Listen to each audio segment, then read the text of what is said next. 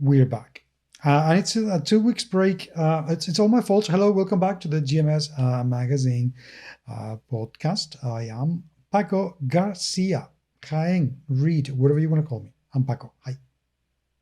Well, this is Chris from DSX Machina, and we are talking about games, game culture, and the people who make them. Indeed, because people who make them, well, sometimes, many times, are really, really great people. Sometimes they're not, but more often than not, they actually are, which is very good. That's good. We like them when they're nice people. Yeah, definitely. Otherwise, nobody likes not nice people. You know what? I need to stop using a few swear words because last episode I did rant a little bit about specific type of human being, and YouTube flagged the episode as not safe for advertisers because of the words that I was saying. All right. Then I requested a review, and then they said, "Oh, sorry, yeah, we got it wrong. Screw this." So I'm guessing the AI for YouTube is still learning an awful lot. Talking about AIs, have you watched the Halo series? Yeah, I did. Yeah, back when it aired, about 8 months ago. So yeah, I did watch it. I am not one of those people who have this blind loyalty to Halo. It's not like Mass Effect when there is unbelievable amounts of dialogue and lore and story to tap. Halo is a first-person shooter with an interesting backstory. So when people were arguing about the adaptation to Halo, I was watching Halo. I was like, no, I enjoy it. Yeah, the effects are a little weak in places, but I enjoyed it. But I do know that I'm in the minority. A lot of Halo fans really hate the show. How about you? Well, I don't know anything about Halo, the video game, because it's a first-person shooter, and I don't do first-person shooters on consoles because they drive me absolutely potty. I really don't have the manual dexterity in my thumbs to, not nimble to operate properly. So I don't know. The only thing about Halo I know is that I have a huge, massive box, a limited edition box I bought once, only because it came with an absolutely gorgeous diorama of the 4 or 5 Spartans. That's all I know. But the series, well, firstly, this surprised me that Master Chief is a man. I thought it was a woman. No, you're thinking of Samus. What? So when it comes to characters, you never see their faces because they're always wearing a helmet. Yeah. And they never talk. So there are a couple famous examples of characters that we see, but we never hear, and we never see their faces, and we never hear their voices. Master Chief is one of those people where there was never any definition of who they were. It was under the very safe assumption that Master Chief was a dude. And of course, all the lore ended up confirming that was correct. Master Chief was referred to as a him. Now, there's a game called Metroid, and Metroid had a character named Samus, like Samus or something, but like Samus to Samus. And throughout the entire game of Metroid, this character is running around shooting things and so forth. Created a whole genre, very popular. They've made about half a dozen sequels, new generation sequels that have explored the character and the lore. But the initial Metroid game, you just played it. And at the end of the game, as a post-credit sequence, Metroid finally, Seamus looked at the camera, took off the helmet, and he realized that Seamus had been a woman all this time. And of course, that was now defined in lore. So Seamus is a female character, but it wasn't unless you played through the first game, this goes back to the late 80s, when this first game came out, where Seamus was revealed as a woman. And there have been a couple, all the games since then have all wrapped themselves in the lore that Seamus is this very powerful female character. There was one game called Other M, which everyone uniformly hates because it turned her into a weak, whiny protagonist. So most people kind of kick Other M out of the mythology, but all the other characters do present her quite as a strong character. So that was something where people go, well, we assume this character is a man, and then, oh my God, it's actually a woman. But Master Chief, unfortunately, Master Chief was assumed a male and then was confirmed a male. Okay, well, I don't care either way, to be honest. I just thought it was a woman. But anyway, we never saw his face. Okay, well, he never took off his helmet in the entire game series. Well, we have now, but it's okay. The point I was going to make, though, is that I found it absolutely hilarious that they call the AI Cortana. Yeah. And it's like, okay, I mean, Microsoft, come on. There is, product placement and there is product placement. And that is just like, come on, everyone, before everyone posts in the comments, I will explain it to him. You don't need to post it in the comments. I will hit this off at this right now. So Paco, I'll explain to you. Cortana, the Microsoft AI, is named after Halo, not the other way around. No way. So Halo was made for Microsoft by a couple studios, one studio initially, Bungie, and then a whole bunch of other ones like 343. And so Cortana was always part of the lore. When Microsoft created their Windows 10 service, they wanted an AI, and because they owned the IP of Halo, they decided to name their AI Cortana after Halo, which was this billion-dollar IP that they actually owned. So it made perfect sense. So that's Cortana, hilarious. The AI is actually named after Halo, not the other way around. That is absolutely hilarious. I had absolutely zero idea. I didn't know that. But when I when I heard them call her Cortana, I thought, wow. I mean, that is one of the most obvious and yet appropriate product placements I have ever seen. Absolutely fantastic. Shame that they made Cortana be this, kind of annoying little crappy character made out of shitty plastic and really bad graphics throughout the whole series. I haven't finished watching it yet, so I don't know how it's going to end or anything. But like I said, I didn't mind it. I thought it was not bad, but I know a lot of people did not care for it. But it's entertaining me quite a lot, to be honest. I'm finding it quite it's generic. It's pretty lighthearted. Yeah, and the thing is that you can tell that the budget is quite low, relatively speaking, because it is so obvious that they have used a huge amount of chroma keying environments rather than real studio sets. It's so blatantly obvious, and some of the 3D animations are like, this is like 10-year-old kind of. Some of the effects are a little. So, have you heard of Halo Landfall? No. You probably don't, because you don't know much of the franchise. So, the reason why some people may be a bit bitter about the new Halo series is that if we set the Wayback Machine, I think before Halo 2 came out, people at Microsoft wanted to fund a live-action short film. And so they hired this TV commercial director who had done a couple short films, and they liked the cut of his jib. So they got him to do this short film called Halo Landfall. And it used mostly handheld, black and white military footage. It was constantly switching where the camera was. It was a dynamic. The effects were fantastic for the time period. In fact, it holds up.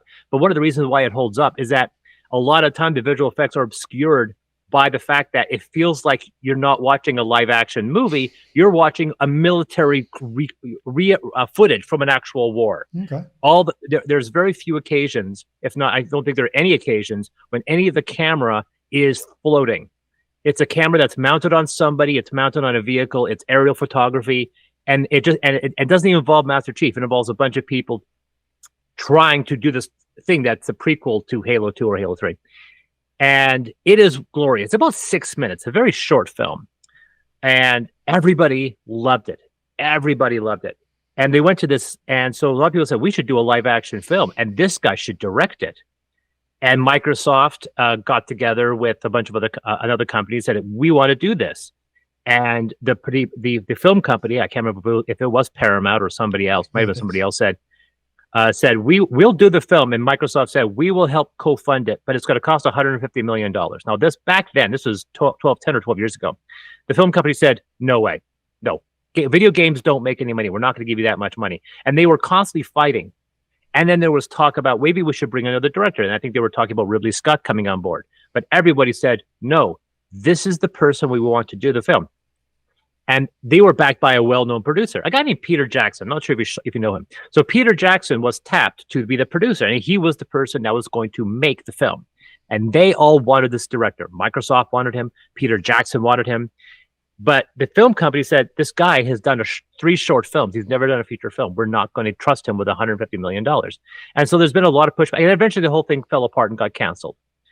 And it annoyed Peter Jackson because he had put so much effort into this. And they were basically sponsoring this director to do this film.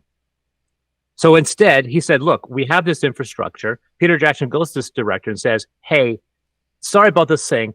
Do you have your own idea for a film that we could do on the cheap? And the guy said, yes, I have this film for this idea based off of this short film I did. And they said, let's make that movie. And so they made that movie.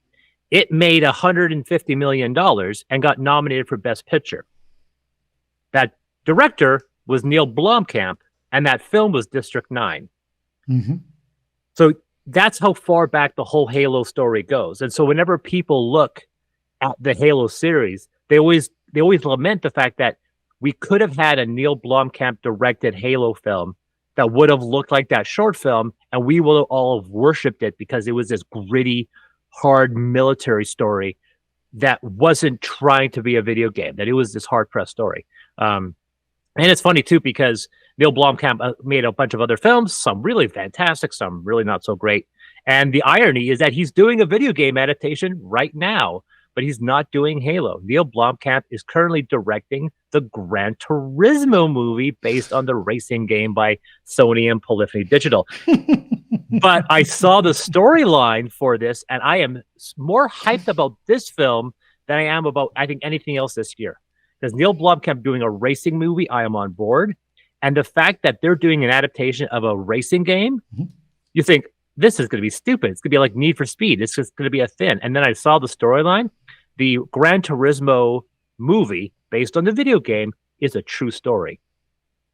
Okay, now that makes it interesting. Anything else, I wouldn't care anything at all, because it's actually about, because back in GT3 days, and I know this because I was part of this competition, they had something called Nissan GT Academy, and this was the first time that Gran Turismo was actually had an online service where you could race with other people. And they had a Nissan GT Academy, and anybody could apply. And then you had to go in this race on the car they defined, on the track they defined, on the tires they defined. And whoever got in the top spots got to get flown to Nissan's Racing Academy in Japan to go into a real car and race it. Now, about 50,000 people, I think, were actually in the high and on the top list. I was in the top 3,000, which is good, but not good enough. But there was a couple guys that won the tournament. They did this like 3 times. But the first guy they put him in a car, and it turns out, yeah, it actually did translate. He ended up becoming a extremely well-renowned race car driver. So this movie is the true story of his life. And of course, it involves Gran Turismo because that's how he got noticed. He was playing the Gran Turismo game, won a competition, and then got to be a real-life race car driver. So what a fantastic story to be the Gran Turismo movie, to tell the story about somebody who played Gran Turismo and became a professional race car driver. You realize that you have just spoiled the whole film, and there's no point whatsoever in going and watch it. You just told us what the film's it's a true story. I'm sorry. The Titanic, the ship sinks.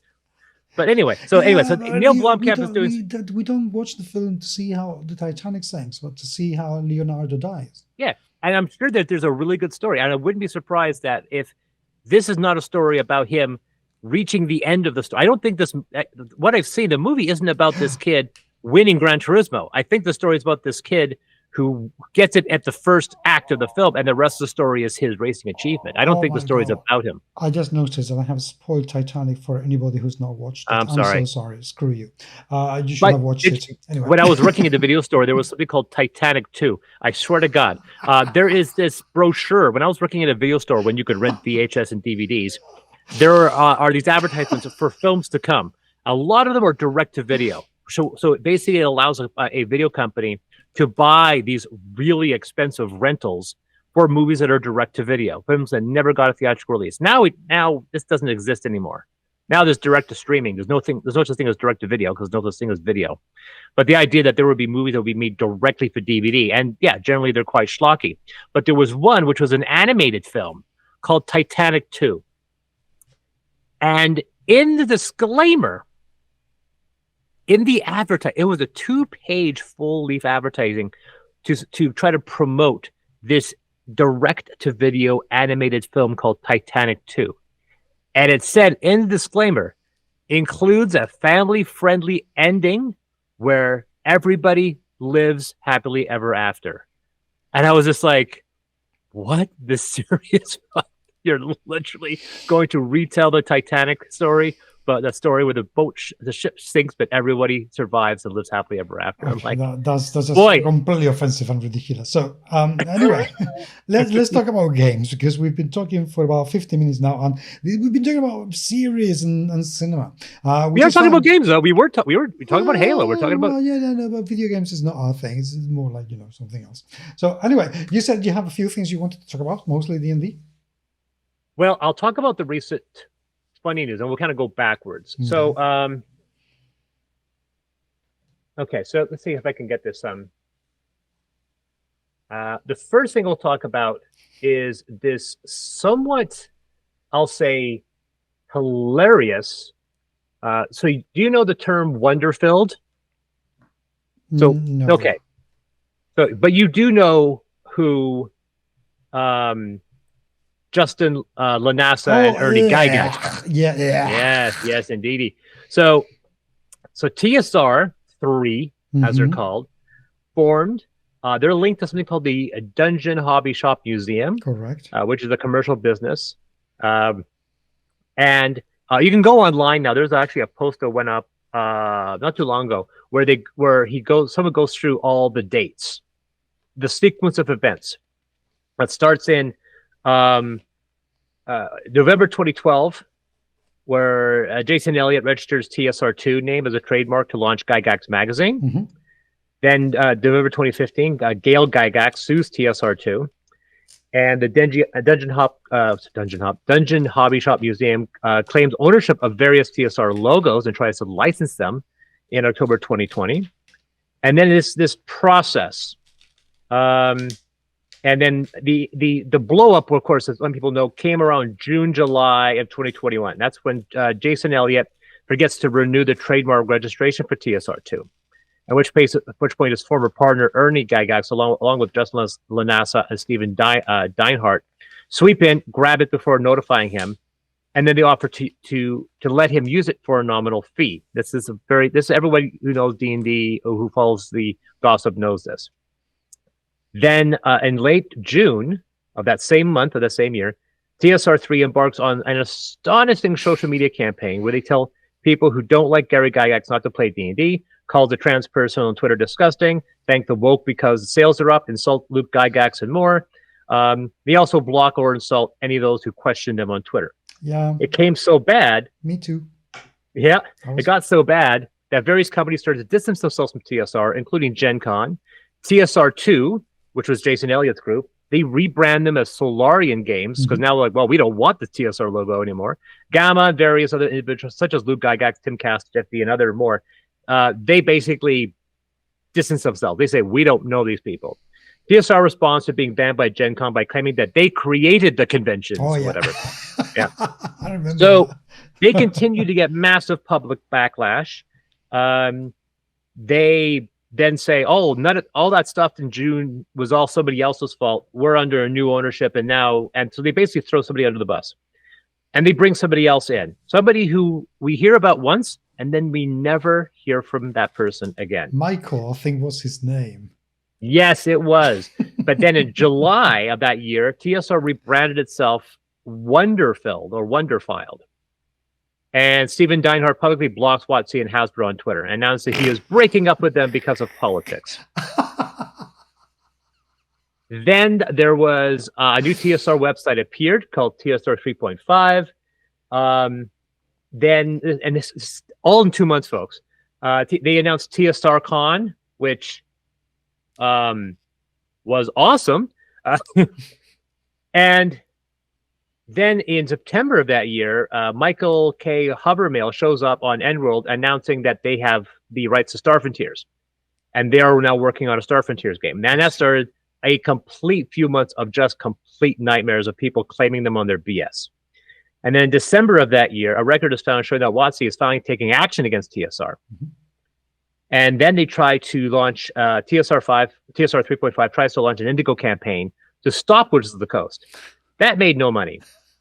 And the suit was withdrawn. Then they were trying to say that they were raising money for the Gygax Memorial Fund. The president of the Memorial Fund said, we were never consulted, and we would refuse any donations from TSR. TSR refiles this lawsuit, this time in the correct jurisdiction, and Lanasa and TSR asked for a trial by jury. Now, this continues on.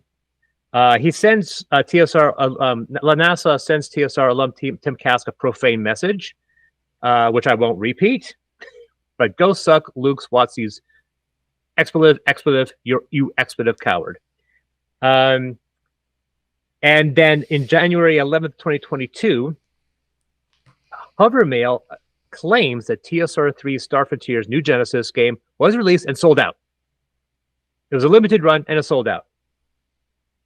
Even though, as yet, nobody has ever publicly revealed that they bought a copy. And the images of it on the shelves, people discovered later, were digital recreations. Correct. Now, in January, Hovermail then resigns from TSR after only 6 months. And then March 4th of 2022, WOTC strikes back with their own lawsuit, naming Lanasa personally. TSR gets extension on the suit. We get to March. May 17th, 2022, evidence emerges of Nazi connections with TSR 3's Dave Johnson. Mm-hmm. Public Twitter posts include concentrated hateful imagery and messages over a long period of time. And then DriveThruRPG removes all Dave Johnson's games titles from the platform. In July, they finally released a version of the New Genesis game, emerged on the internet. The content includes racist and white supremacist propaganda, including character races with ability caps based on ethnicity and various homophobic and transphobic references. Correct. Lanasa immediately threatened to sue blogger Eric Tenkar. We know Eric Tenkar. He's very much a face of a lot of gossip, who shared the information publicly. And a video shows Google Drive that appears to be owned by nuTSR, which contains a list of enemies of the company, usually with the word woke in caps being used as a pejorative. This is in July. Wizard Tower Games announced they have received a subpoena from WOTC regarding TSR Lanasa. Just Lanasa sends out customer data, including addresses and credit card numbers, on September. Lanasa publicly responds by claiming the evidence is photoshopped and slandering those who reveal it as liars. September, WOTC files an injunction to prevent Lanasa or his companies from publishing, distributing, or otherwise making available Star Frontier New Genesis or any iteration of the game using the marks. Now, it should be noted that most people do know this. There's a lot of additional updates, but the new one that came out I thought was especially funny. There was a conversation online where Wonderfiled made the accusation that Hasbro doesn't own D&D. They only own 4th edition and iterations of 4th edition after that. Okay. Okay. So WFD, so that's Wonderfiled is WFD Games. Interesting, I thought Hasbro got everything from Wizards. That's kind of how it works. When you buy Wizards, you get everything. And Wonderfiled responded with, nope, WOTC doesn't really exist. Hasn't since 1997. But the theory is the early books were never protected and one could print, say, 1E materials, for instance, without violating any intellectual property laws. Don't take that as legal advice. And I'm saying, Wonderfiled, take it as legal advice. I please, for the love of me, I want you to do this. Please publish 1E under the name D&D. I want this to happen. I want to see it happen. And then the word Hasbro appears nowhere where you would find books or other stuff. The question is, with the dissolvement of the original owner, does that transfer to copyrights as well when the property is abandoned according to USPTO and subsequently granted to another entity? It would be challenging to make a claim otherwise, it seems. So you have a group of people that have a incredibly corrupt view of how intellectual property and copyright works. Copyrights can be transferred, especially if you buy them. Movie do this all the time. Movies, when a film company buys the rights of a novel, they own the rights to that novel for those purposes of that application, and they can do whatever they want with them, unless you, as a writer, and I hate to say this, like J.K. Rowling, put so many conditions that they can't do anything with that property without them. That's true. J.K. is one of the only people to have done that. By the way, that has that type of contract. One clarification: there is one thing though that it doesn't matter whether they buy the copyrights or not. They cannot possibly do is to attribute the work to anybody else. So if you write something and you sell that something to any company for whatever amount of money, they would not be able to say that you didn't write it. That's the you're exactly right. That is the only thing that they wouldn't be able to do. Yeah. Gygax and Arneson will always be credited as the creator of D&D. Correct. Ed Greenwood is the creator of Forgotten Realms. Correct. Ed Greenwood, for example, Ed Greenwood is credited the creator of Forgotten Realms. He owns none of it. Nothing. He doesn't own and the same thing happened with Keith Baker and his setting. Correct. He gave it off to Wizards of the Coast. He's credited as the creator. He has no control. He does work for them. Like, he'll write stuff for them. He likes creating content for it. At least he used to. But under no circumstances is there any, like, for me, there was conversations about me selling one of my IPs off. My friends, do it. And I said, no. And they say, do it. You can make something else new. No. Get the money. And I said, no. If it's a film studio, different story. But I'm definitely not going to sell my IP to another game company. Not while I'm alive. Well, no, because if it's a film studio, the royalties could keep you alive for the rest of your life. But another game company, no, it's just not going to happen. You may be able to get unless your company is folded. Yeah, when Gold Rush Games folded in the early aughts, because I knew the guy who did it, and unfortunately he turned into a right-wing lunatic. But that's beside the point. But when Gold Rush Games folded, he had a couple IPs. And he sold them off. He sold off those IPs. And so he doesn't have the rights to them. And unfortunately, I don't know whether or not anyone is doing anything with them, but that's entirely their prerogative to deal with.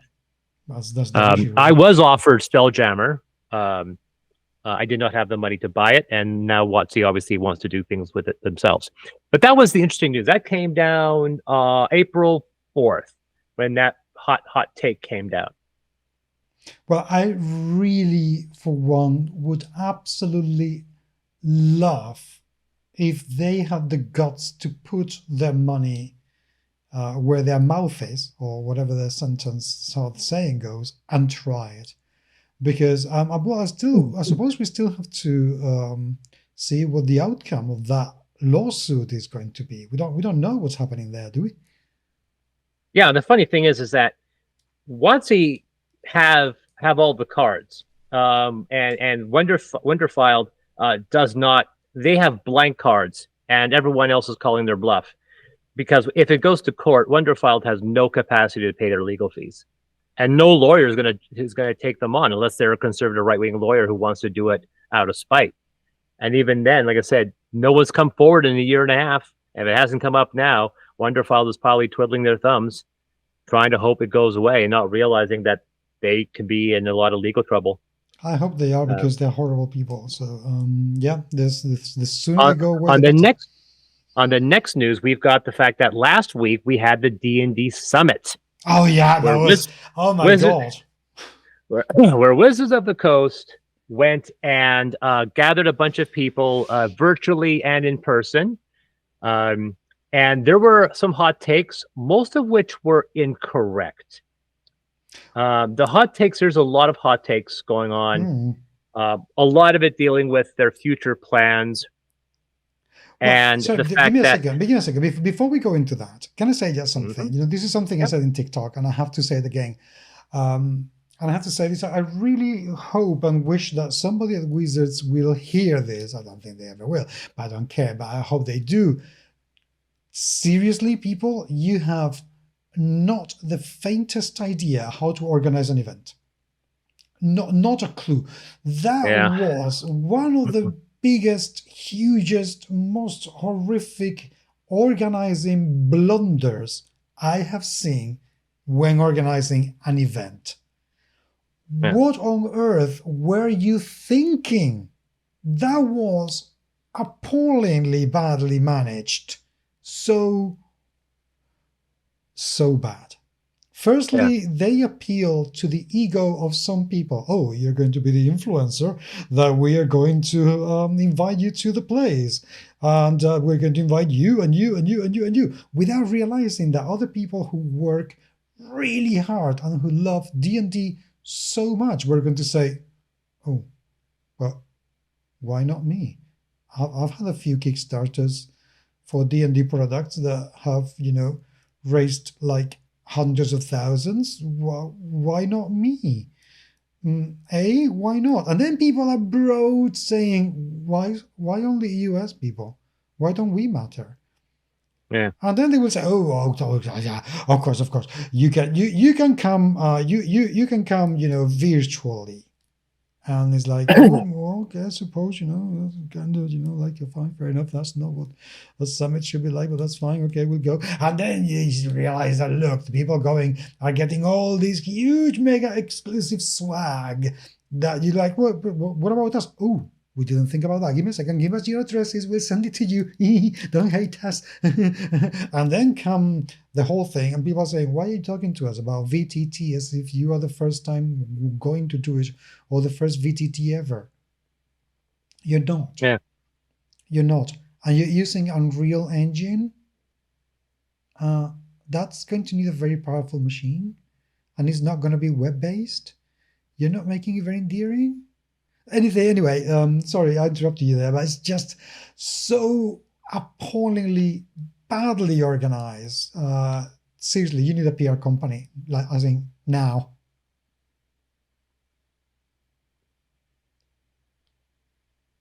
That's the end of it. Oh, okay. So the summit had a couple of things. One of which, you mentioned about the schedule. A lot of people think a lot of these things are around the corner and they don't realize what's going to happen. One of the biggest things is this belief and this supposed, and I'm still waiting to get whether or not this is 100% confirmed. The fact that one D&D as a term was an internal title, and it was never meant to be the official term of this new edition. And they say specifically, this is not a new edition. This is not 5.5. This is not 6th edition. It is a revised 5th edition. And a lot of people are kind of going to terms like, you have to call that. There has been a like, you called a revised 3rd edition 3.5. Why are you calling this revised 5 and not 5.5? And they keep on saying, no, this is 5th edition with some revisions. And everyone's like, yeah, we're all going to call that 5.5. In my opinion, a full new edition, like going to 5 and 6, would make it a situation where it was not easily compatible with the previous system. 5 is not compatible with 4. 4 is not compatible with 3. 5 is kind of compatible with 3, but not by much. So a 5.5, in the same way a 3.5 was to 3, they made a bunch of small cosmetic things. I think one of the biggest reasons that they're trying to say that this new revision is not a 5.5 is the fact they're not changing any of the combat mechanics. They're simply rebuilding the classes to be presented a different way. But the rules themselves aren't changing. And so I can kind of compete with that. But a lot of people think, well, when is this stuff coming out? You're not going to see these books until 2024. So we've got a year before we see these things. And they also haven't really made any big playtest announcements since the whole fiasco. This virtual tabletop is being developed, which, like I said, you mentioned Unreal Engine 5. And the biggest problem some people may have is the fact that this looks fantastic, which means about 40% of the computers won't be able to play them correctly because the graphical demands of Unreal Engine 5. Unreal Engine 5 would have issues on my old computer. It'll be fine on my new computer, but my new computer also is 6 months old and costs $2,000, $2,500. And their roadmap does not involve this coming out in full until second to third quarter of next year. We have got a year and a half at least before this VTT comes online, and probably 2 years before it's 100%. They keep on saying that there will be room for homebrew, but they don't specify the details of how it is. They also suggested that their storefront will be open to third-party publishers, and I'm waiting for the details on that. However, the confusion came through some issues, and you were mentioning the fact that they did not apparently have the infrastructure to handle an online convention. They were having numerous problems. Well, they use Teams. Come on. You use freaking Teams. Sorry. Yeah, the other big thing is that while WOTC talked about the new stuff that was coming out and all that stuff, they didn't really talk about the past or the controversies. They talked about the revised Dungeon Master's Guide, the revised Monster Manual. There was the 2024 Player's Handbook, their design goals moving forward, but there wasn't much talk about OGL. And there was a lot, although you had Kyle Brink and a bunch of other people there was a lot of skirting around the topic. The other thing that we had, Xanthar and Tasha are getting a special treatment. I think personally, as I was talking with some people, that Xanthar and Tasha, a lot of the content, like Xanthar and Tasha's are real, are basically, I would say unofficial, but they're variant spell books. They're variant rule books. They offer so much alternative ideas. And I think what we're seeing now is that they're taking a lot of the ideas in Xanthar's and Tasha's and putting them into the revision and saying, well, this is official now because everyone loves Tasha and Xanthar's, which will frustrate me in a way. And this is something where people know me and I don't have much of a footprint. So it's one of those things that's going to get washed underneath the bus. The fact that vast majority of some of the things that Tasha and Xanthar's have put forward are things that I put forward years earlier with my publications with Ultramodern. And now when we're seeing that stuff move forward with revisions, people are going to look at, oh, look at you. You're exactly in line with the new version of 5th edition. And I was like, yeah, it's too bad. It's amazing how psychic I was able to do by predicting this 6 years ago, that I was going to create systems that they would now match up against. The life path rules in, I think, Xanthar's is identical to the one I have in Ultramodern. The way classes are built now are identical to the way I built my Ultramodern classes. So it is funny. And they still say it's compatible with 5e, but we got a year before we're going to see the rest of this. So it's them to, and of course a lot of talk about how awesome D&D House of Honor Among Thieves is. Yeah, I think there were other issues going on at the time as well. Some people have complained about how people who were virtually weren't able to ask as many questions, and people who were in the room literally grumbled when they had to give the floor to people virtually because otherwise we wouldn't have enough time to ask questions. And even though apparently also some specific slots were allocated just for online people, they didn't really take into account that people who were on the floor would be able to have much, much greater access to people from Wizards of the Coast. So they didn't understand the disparity between online and, physical conventions. They would have done a lot better by differentiating both and just giving the whole time to physical and then the whole time to virtual, but they didn't want to do it. And also there were an awful lot of hijacking of the conversation with people demanding that Wizards of the Coast look after their freelance a lot better, which is something I thought it is very, very good that people feel they can ask those questions and that they do ask those questions. Whether I agree with the outcome or what they were trying to achieve or not is a different matter altogether. But the fact that they were there and they were able and willing to ask those things, I think that's absolutely brilliant. And to be fair and honest, I do commend Wizards of the Coast for putting themselves in a position where they can be put in that situation, because they knew that some of the people they invited are quite vocal. So from that point of view, fine, that's fair enough. Now, the things are, I am very cynical, and even though, trust me, even though I want to believe, okay, and I do believe because I know people who know people, and I know some people inside Wizards of the Coast who want to do the utmost best to get and create the bestest product ever. However, they are still superseded by Hasbro and their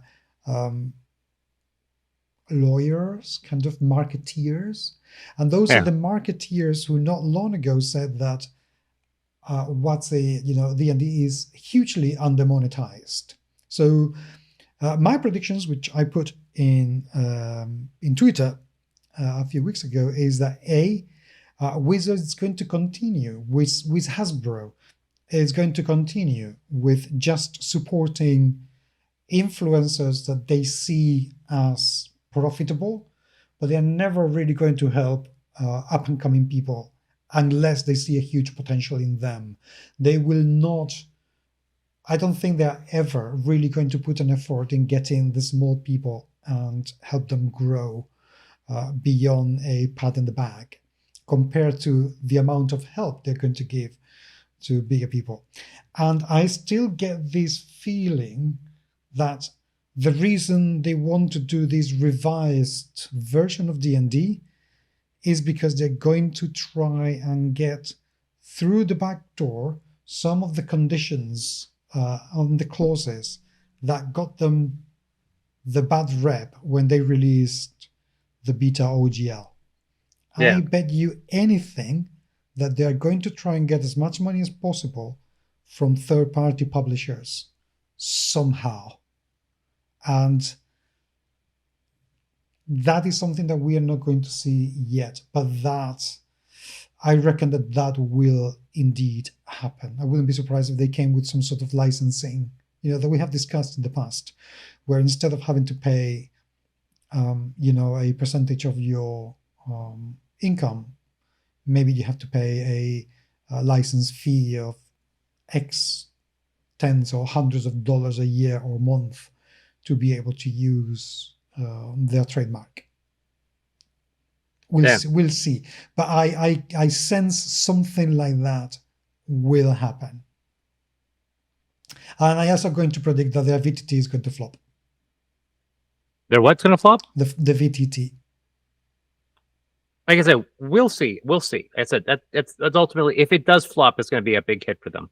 The final thing before we get onto the movie, is obviously we've known the fact that they are rebranding races, species. It's something that's already been public. Yeah. But just recently, we've been told that they are removing the term half.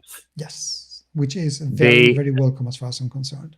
Half elf, and the idea of half orc.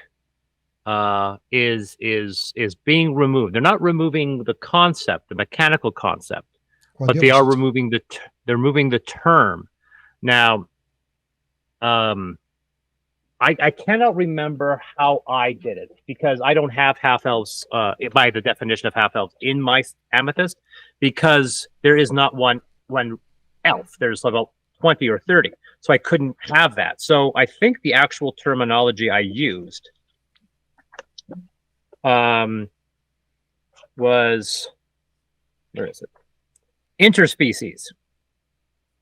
So that was the term I used, interspecies. And then I had to mention about half fae, which I do use the term because I said that was kind of the term that we were using at the time. And there was a whole lot of mechanics involved about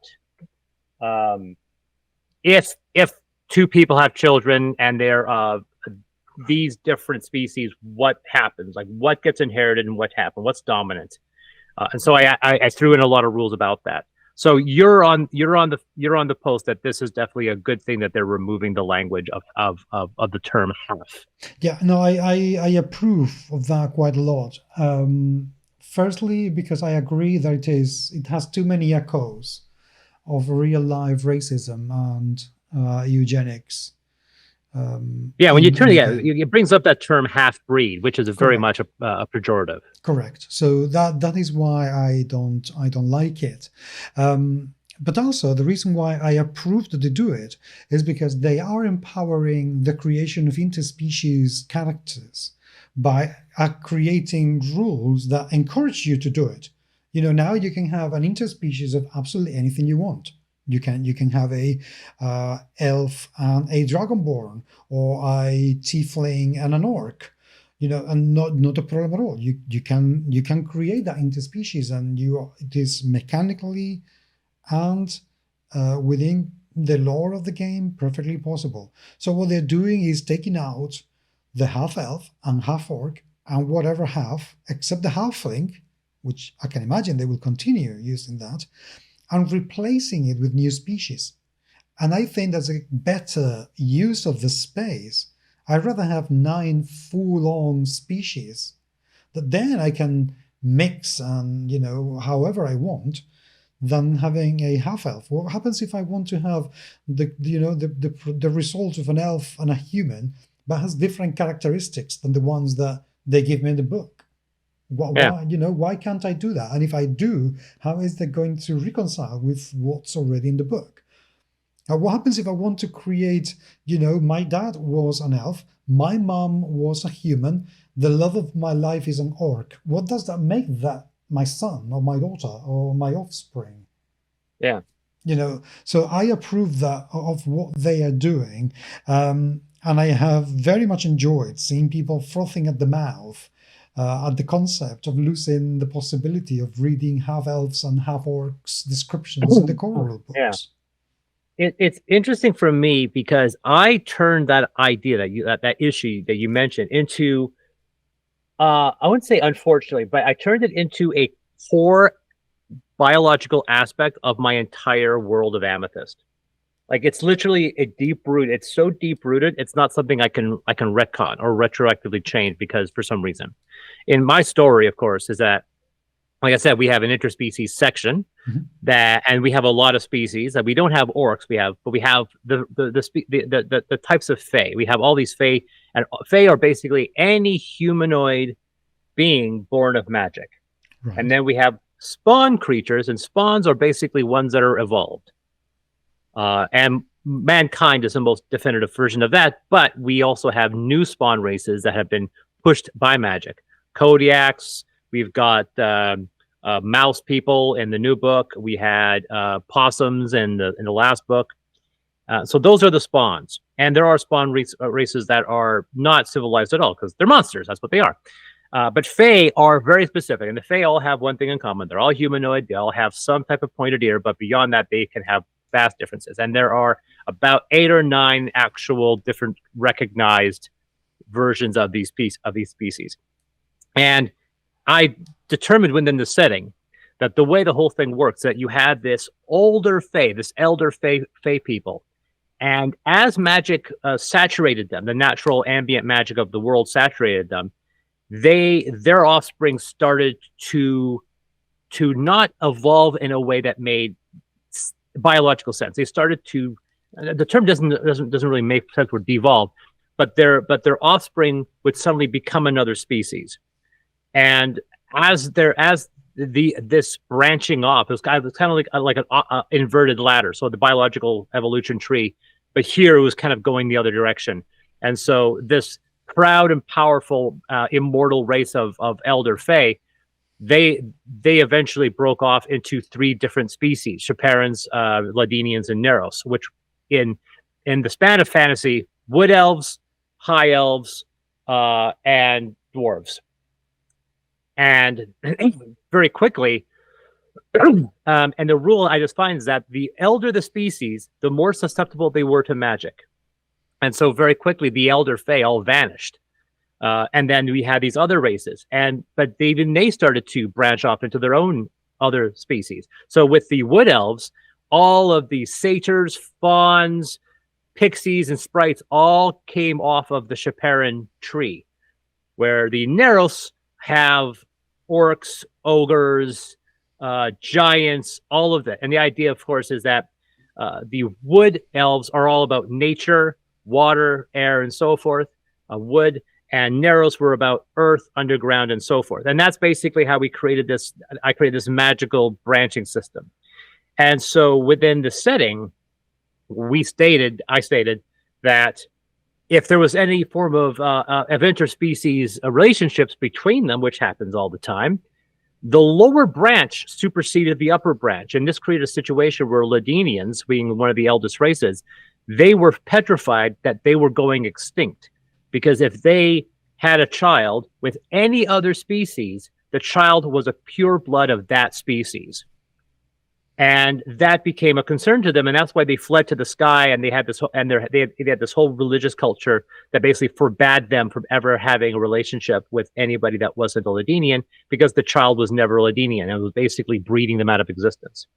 And so there's actually a single course ladder that basically says, if you follow this course, if these two people have a baby, this is the child. So it's always reversing. So in essence, within the amethyst setting, although I say freckles, eye color, all that stuff is based off hereditary and genes, but for all intents and purposes, when it comes to some of their magical abilities, like for example, the Tenebrae are all blind.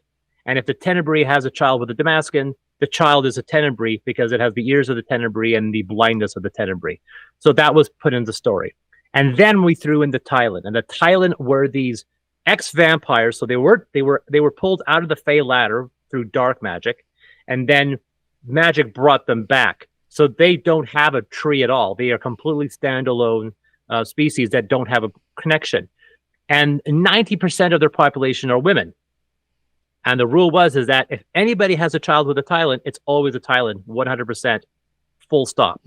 Once again, hereditary stuff like freckles and stuff can carry through. If you have a child, you will see, like, this is my child. I can see myself in my child.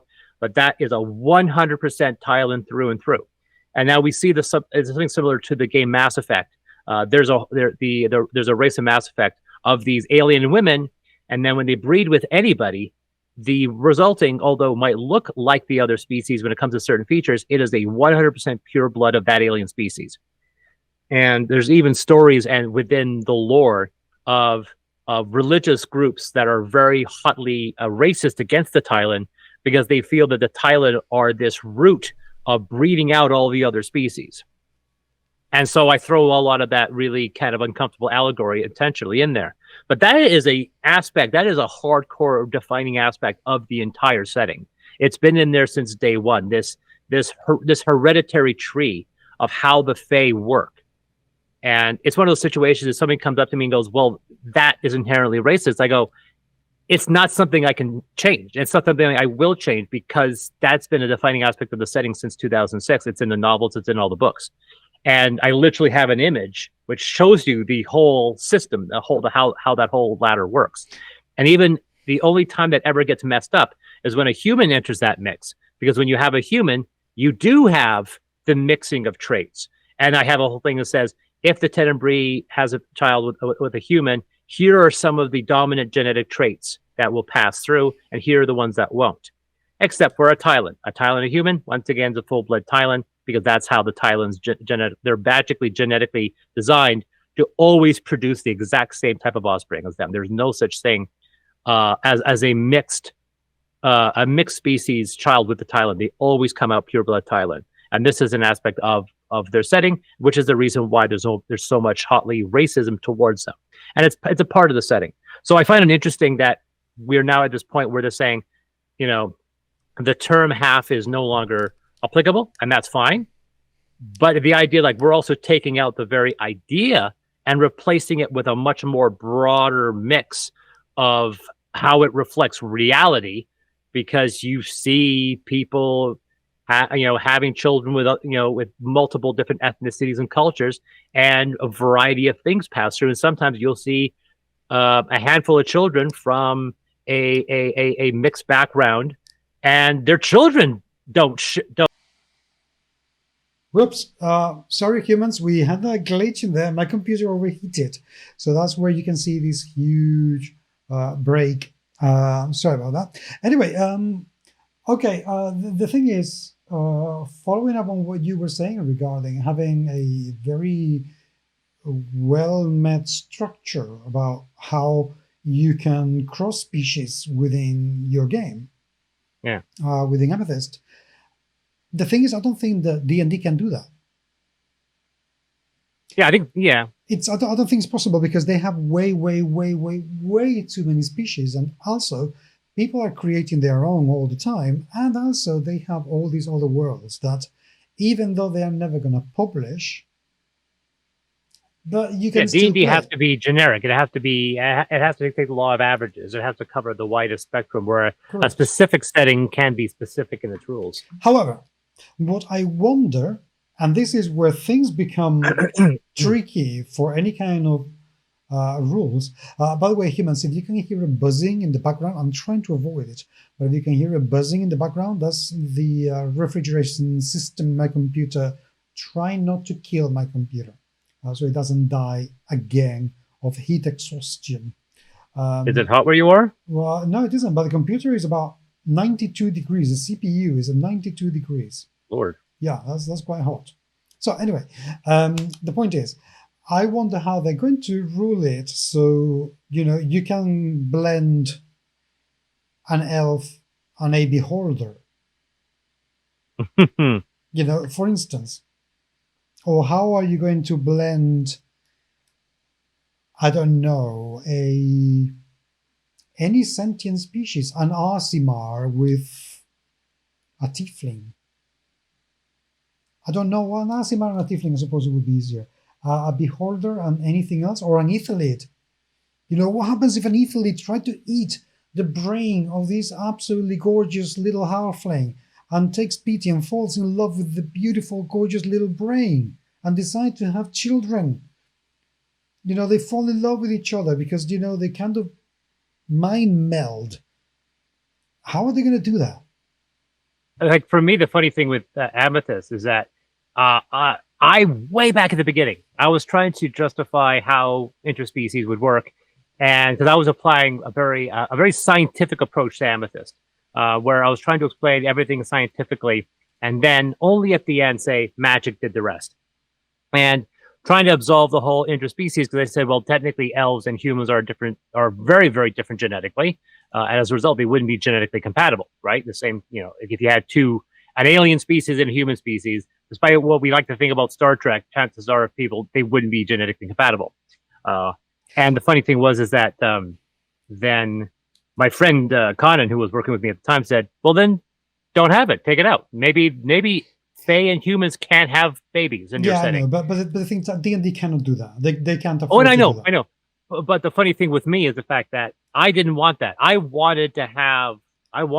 So I created this whole rule called bonding, where basically there's this ceremony which is different for everybody, where the two species, regardless of their differences, basically they bond in this magical sense, and when they do, magic basically fixes the genetic irregularities and makes them compatible. And this allows anybody who's a Fae to basically have children with basically anybody as long as they bond. And then I added the other rule, the fact that Fae can never be forced to bond, and they have to actually want it. There has to be a deep-seated emotional drive to do it. So they can't force them. You can't, kidnap someone and force them. And I thought, well, that's perfect. Then I can get away with the Dragonlance controversy, the fact that there is no such thing as, you can never have an interspecies child with a Fae through a sexual assault. It's impossible within my setting. You could only actually have a child in an interspecies relationship with a Fae if there's a loving family present. And so that sounded very creepy all of a sudden. Or the fact that there's no the whole Tannis thing with that there's no such thing as a half Fae or an interspecies Fae within the Amethyst setting being birthed through a sexual assault. It cannot happen. That's fine. What I think sounded very, very creepy is when you said, oh no, this cannot happen unless there's a family present. It's like, I don't think I want to do it in front of the family. Oh no. But so that's how it came out. And the funny thing is that at that point, my brain, because of the way it worked, said, so because these two species are not compatible, I also said further that, well, that until they bond, they are they can be physically compatible, but they don't have to worry about children. And I also said that Fae were immune to human disease. And at that point, I was like, well, if a Fae can't pick up disease and can't have children unless that Fae wants to, then they must have a pretty freewheeling sexual culture. And then that turned into the fact that suddenly the vast majority of Fae were pansexual. And that just went off on a tangent, saying, wait a second, are you saying that Chaperone elf can have a child with a Kodiak bear? And I say, yes, they can, and they do, because they then do not care who they fall in love with because of that rule of bonding. But then I was like, oh, that's so hopelessly romantic. And then I realized, yeah, now how are humans going to screw with that? Because humans are horrible people. How are humans going to mess that up? And that turned into the entire slavery system. That's a huge allegory within the setting. So no matter how good I try to make something, I know if I inject humans into it, they'll find some way to make it bad. Which is fair enough, because that's what we do in real life. So, yeah. But so, yeah, anyway, so that was the whole conversation about the fact that the term half is out, which a lot of people are freaking out. And they said, no, half the idea is still in. You can still have children, but we're just not calling them halves anymore, because halves is associated to a lot of negative connotations. And I agree, and as I said, I totally support that. I think that will only make D&D a better game, to be honest. So I'm quite happy. Having said that, I don't think I have anything else to talk about. Did you like the D&D movie? Yes. Unconditionally, yes, I did like it. I've watched it twice. Oh, you watched it twice? I wish I had a theater that was good enough to justify me watching it twice. I will buy it on Blu-ray. That's one thing I'll say. But absolutely, I thought that film was fantastic. I would love to see it again. It is just a bundle of joy. It is. I love the fact that the in-jokes are not blatant. They are not like in your face. And so it's one of those things where the fans can enjoy it, but regular people can enjoy it. And then fans can say, did you notice this? And the person said, well, no, that wasn't important to the story. I go, yeah, but I thought it was funny because it references this. Yeah, and also the thing I have enjoyed about it is that it got a multi-layered kind of references. You have the very obvious one, you have the not so very obvious one, you have the obscure ones, which is very good. For instance, the overweight red dragon. Yeah, that's Timberchild. Yeah, and the reasons why it's in a different place, because Timberchild was overseeing a Drugar city. Why it is in a different place of the Forgotten Realms, and why it has become overweight, is its own story. That unless you go very, very deep into the lore of Forgotten Realm, you wouldn't know. But if you don't know, it doesn't matter. It's just a scary, overweight red dragon that it's there. So the whole thing, I love the cameo of, and the presence of the old D&D animated series characters. I thought that was absolutely brilliant. There are moments, I said the fact it and this is something where I'm going to call it out. I am starting to get really annoyed at how cynical D&D Shorts is, because it's getting me frustrated, because he was saying that when he thought a film was okay, and he said it had one or two funny moments, but he said it wasn't a comedy, and he said nobody in the theater he saw the film with laughed. And I wanted to say, like, is it because you're English? What's going on? Like, I was in a theater that was uproariously laughing throughout majority. And I think he doesn't find quippy dialogue funny. And I think, well, the quippy dialogue was actually very funny from you were getting pardoned at the beginning line. And when I was talking to somebody about, like, we're talking about funny moments, and I talked about the fact that my favorite funny moment was as simple as a paladin walking straight. And you know exactly what I'm talking about. Yes. It is such a bizarre, completely left field physical joke. The fact that's why it reminds me so much of Princess Bride, because you have that quippy dialogue, and then randomly Billy Crystal shows up and makes a bunch of really highbrow jokes. And we have those kind of things. We have situations where characters have snappy dialogue, and then you have this 2-minute long comedy sequence where they're trying to extract information from a handful of dead bodies, and they keep on running out of questions. And they have to go from person. Which I have to say, it is such an OSR thing, because I have been in that situation where I have run out of questions. We have been there. And but why 5 questions? Oh, I don't know.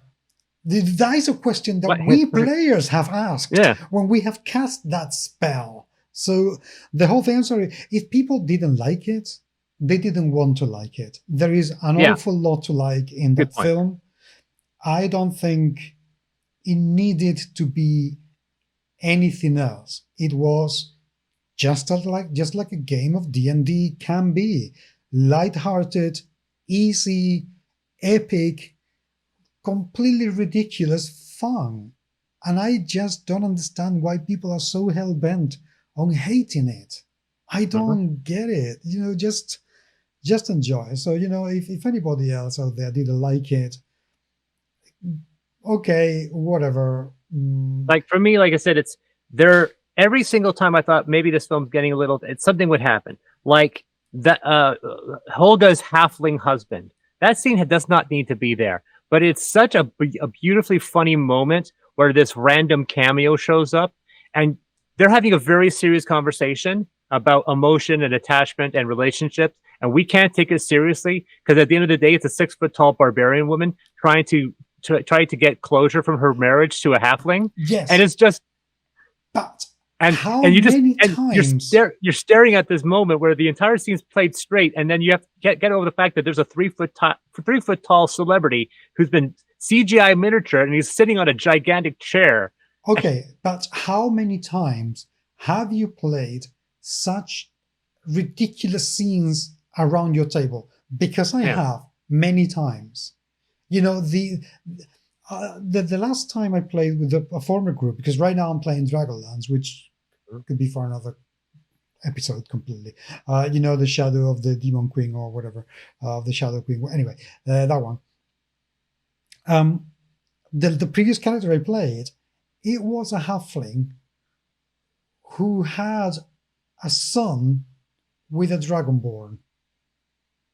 Yeah. And that halfling, he had a thing for dragonborns, for demi-dragons. That was a fetish. He had a thing for, demi-dragons. So to see a barbarian who has a thing for halflings, it's like, that is so D&D. That is exactly the sort of thing that they want D&D to turn into. Something that you can just, you want to mix that? Go ahead. Feel free. For me, the part I was smiling at was, somebody mentioned it later and I caught it, and I think it was Screen Crush that nailed it. It says, there are only 4 players in that movie. The main people, the barbarian, the bard, the sorcerer, and the druid are the only player characters because they randomly do really good things and they screw up most of the time. And he said, what about the paladin? Well, the paladin is the pet NPC. Yes. He shows up halfway through, he exposits, he's best at everything, and he never screws up, and then he leaves. Yes. So I was like, damn it, that's exactly right. The paladin is the pet NPC that the GM introduces to exposit the story.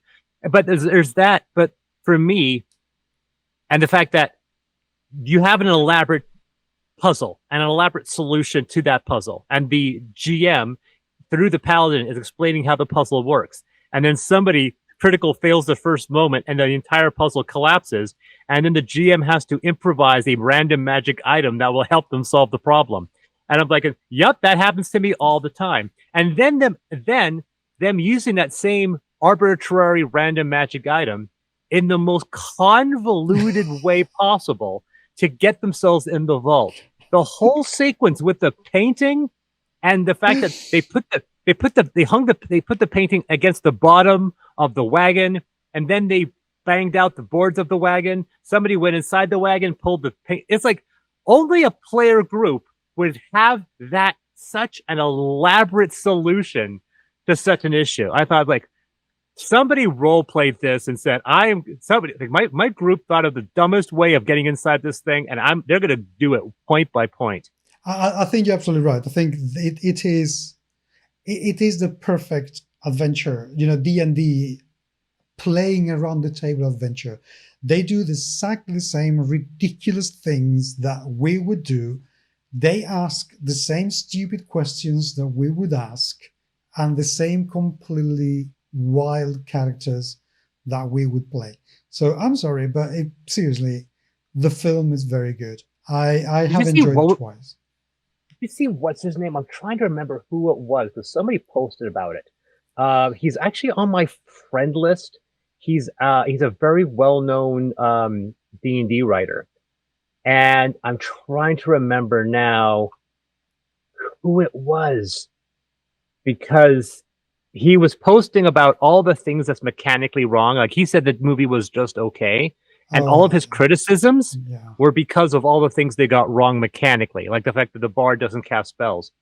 Was it Jim Ward? No. Yes. Oh, okay. I think it was. I think you saw that. Him. And somebody screenshotted and posted it, going, "How can you tell someone that he missed the point without telling them they missed the point?" And there were really a lot of comments of people that were going after him on a fundamental level, going, like, you were approaching this with the entirely wrong mindset, and it was almost insulting in the way he was trying to really act very superior. And it got so bad he deleted the post because he's my friend on. I went to his post trying to find it, going, I can't find it. Did he delete it? And they're like, yeah, he deleted it because nobody was agreeing with him. Well, the other thing is he also complained that Gary Gygax and Dave Arneson weren't credited. Because of some old dude, and what he missed completely is that the person that he was referring to, Kim Mohan, was a very much loved and well-respected member of the D&D very high-level community, and he was consulted for the film. Yeah. So Kim Mohan's widow had to come and put him right because he was disrespectful to Kim Mohan, and that is something that nobody was willing to accept. Jim Ward has had a really bad track record recently of becoming very close to Lanasa. Yeah, that's being an asshole. He unfriended me a long time ago because, well, he became a conservative twat, and I called him out on some issues, and he unfriended me. He was very close to being a Trump supporter. I am not. So that was it. So I have absolutely zero respect for him. So. One of my biggest fans. He was supporting me on a lot of my Kickstarters. During Trump, he went full right, like full on right, and like really hardcore. And eventually, he unfriended me, and he was far right in every way possible. And I was looking at my memories a few months ago, and I saw a comment by him. I go, whatever happened to this guy? I know he unfriended me because of the Trump thing, but it's been probably 2.5 years. And so I checked his profile because he hadn't blocked me, and he had died of COVID. Well, so it's like, I'm sorry to hear that, but it doesn't surprise me at all. Yeah, it's one of those situations like, well, there you go. And I got nothing in the comments. It's like, yeah, that happened. Okay, well, with that happy note, happy in brackets, of course. Please don't think I'm celebrating the death of somebody. Our big D&D extravaganza. Talk about all the great things and weak things about D&D. Yeah, I think I'm going to have to put a disclaimer in this episode and telling people that has spoilers if you haven't watched it yet. Well, we didn't actually spoil. We didn't spoil the ending. We didn't spoil the plot. We mentioned we meant. Well, we didn't. Like, come on. We mentioned the fact that the paladin exposits. We didn't even say specific jokes. Oh, okay. I'll say mild spoilers. We don't reveal the ending, but we do talk about certain things. We do talk about certain things that you better, you're better off watching without somebody telling you, how they organize the whole heist. Okay, if that's the situation, if we're throwing on full spoilers, I'm going to go on and say, I thought the ending with the owlbear, when the owlbear destroys the sorcerer, I laughed my butt off. Everybody in the cinema did. Everyone. She just pounds the crap out of this wizard, throws her against the wall. She hits the ground, and then the building collapses on her. I just started. I don't know, how does nobody lose their minds with that? Or Hugh Grant surviving. I'm so happy that Hugh Grant survived that movie because I loved how much he was enjoying himself. It's like, okay, now bring me down. We never agreed to this. This is far too high. You're like, oh, these little stupid little jokes. I think Hugh Grant was absolutely perfect in the role. Really good. He was so himself. Yeah. It was the only thing that got. I always talked about. I said this film's not going to win on the Oscars. Its storyline is so simplistic. The moment this tablet gets introduced, you know exactly how the film's going to end. Like the moment this MacGuffin, this tablet of resurrection gets introduced in the first 5 minutes of the movie, you know, like, yup, somebody's going to die, and they're going to have to use it to bring that person back.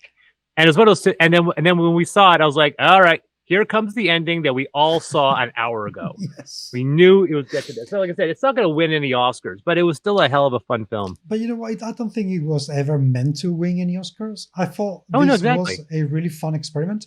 I only hope that they will recoup the money they spent on it, because allegedly they spent $150 million in making. Yeah, so the budget's about $150 million, and people are saying generally when it comes to promotion, you almost have to double the budget. So for this film to be profitable, it has to make $300 million. It's about $130 million after 2 weeks, and a lot of people are saying that this film's a failure. And then you have to understand that it actually surpassed expectations. Yes, and Paramount has said that they are very happy with it. The second thing is that this film was a co-production with Paramount and Entertainment One. Entertainment One is owned by Hasbro, which means Hasbro was putting part of the money, and Paramount was as well. And I wouldn't be surprised if Paramount was getting a larger market share, because Entertainment One doesn't really need to make a profit, because for them there is an unbelievable amount of back-end profit that they're going to make through name recognition from all the new merchandise and merchandising and all the new fans that are going to be playing D&D going forward. So I wouldn't be surprised. Like, there are situations where films make a crap load of money, but because of bad politics behind the scenes, the film doesn't make money. Have you heard of a film called The Golden Compass? Yes. Fantastic movie. It made $300 million on a $150 million budget, and it bankrupted the studio because the way they made their deal, they sold off all the international rights to another company. And then that company distributed the film internationally, and all that $300 million was made internationally. It didn't make any money, barely any money in the US. So the company who made the film lost money, while the company they sold the rights to made all the money, because they paid for like $20 million for international rights, and they made like $150 million. They walked all the way with bank. And then New Line Cinema crashed and burned as a result. The same company made Lord of the Rings, died on The Golden Compass, a film that made $300 million.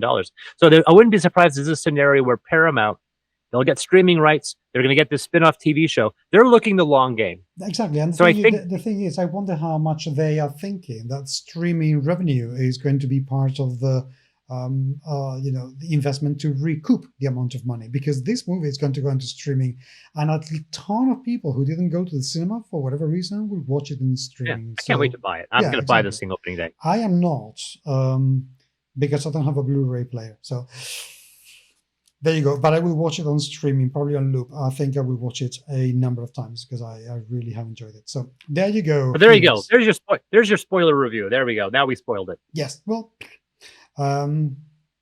sorry. Anyway, humans. And Bradley Cooper. That was the cameo. We can say the guy's name now. Bradley Cooper's cameo as the halfling. My jaw dropped because I was staring at it for 10 seconds, but going, that's not Bradley Cooper.